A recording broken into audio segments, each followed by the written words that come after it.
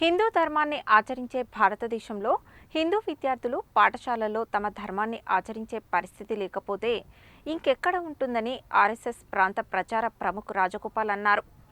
పాఠశాలలో హిందూ ధర్మాన్ని ఆచరించడానికి నిరాకరిస్తే దానిని తిప్పికొట్టాలని పిలుపునిచ్చారు. హనుమాన్ జయంతి సందర్భంగా గురువారం రాత్రి తిప్పర్తి మండల కేంద్రంలో నిర్వహించిన ర్యాలీకి ఆయన ముఖ్య అతిథిగా హాజరై మాట్లాడారు.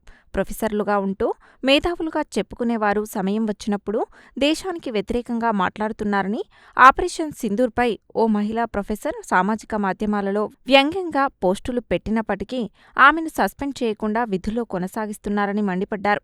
దేశానికి, ధర్మానికి ఎవరూ వ్యతిరేకంగా మాట్లాడినా హిందువులందరూ బలంగా తిప్పికొట్టాలని పిలుపునిచ్చారు.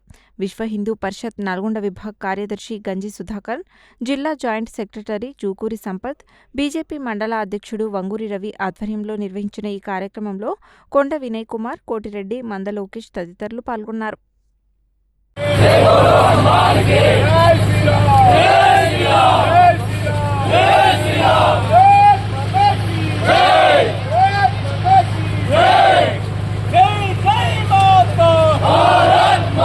హనుమంతుడు చిరంజీవి.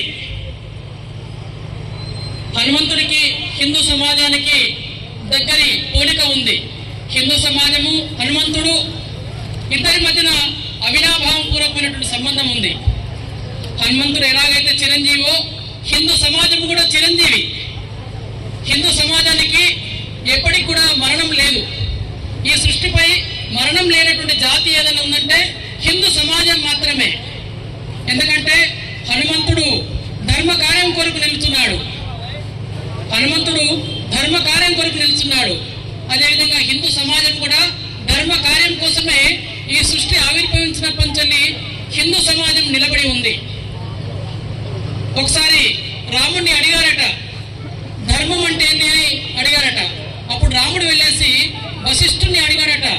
వశిష్ఠ మహర్షి ధర్మము అంటే ఏమిటి అని చెప్పేసి, ధర్మము అంటే ఏమిటి అని వశిష్ఠుని అడిగారట. అప్పుడు వెంటనే రాముడికి మిగతా వాళ్ళందరూ కూడా వశిష్ఠ మహర్షి ఏం చెప్పారట అంటే, రామో విగ్రహాన్ ధర్మ అని చెప్పేసి అన్నారట.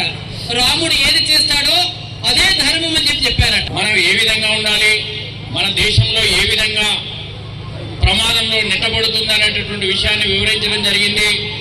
మనం దైవభక్తితో పాటుగా దేశభక్తి కూడా కలిగి ఉండాలి. ప్రతి ఒక్క వ్యక్తి మనం ఈ దేశంలో పుట్టాం, ఈ దేశం యొక్క గాలి పీలుస్తున్నాం, ఈ దేశంలో అనుభవిస్తున్నాం ప్రతి ఒక్కటి.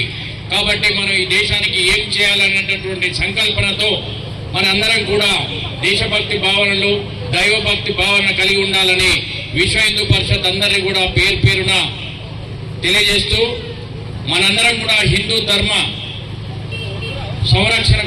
రక్షణ కొరకు పాటుపడవలసినటువంటి అవసరం ఎంతైనా ఉందని మనం ఈరోజు ఏదైతే వీర హనుమాన్ జయంతిని జరుపుకుంటున్నామో వారి యొక్క గుణగణాలు